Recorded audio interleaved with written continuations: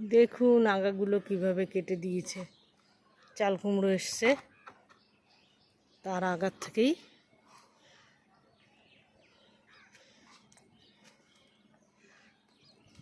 প্রত্যেকটা ডগা কেটে কেটে দিয়েছে। এই পরিস্থিতিতে কি করে গাছ লাগিয়ে সবজি হবে। প্রত্যেকটা আগা দেখুন কেটে কেটে কেটে কেটে দিয়েছে। চাল কুমড়ো এসছে আগায়, অমনি কেটে দিয়েছে।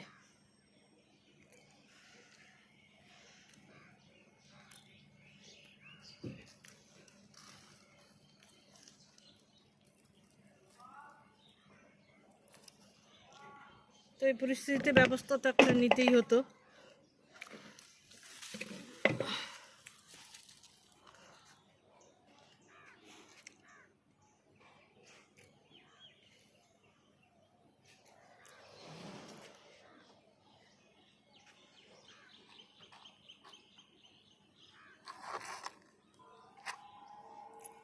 তো ব্যবস্থা নেওয়ার পরে হয়েছে, কাজ হয়নি তা না, কাজ হয়েছে। কালকে রাত্রেই একটা মেশিন পেতেছিলাম, এই যে ধরা পড়েছে।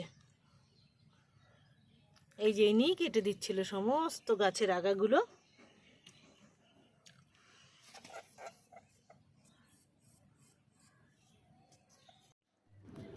একজন তো ধরা পড়েছে, কিন্তু এখানেও দেখুন, এখানেও কিছুটা কেটে দিয়েছে।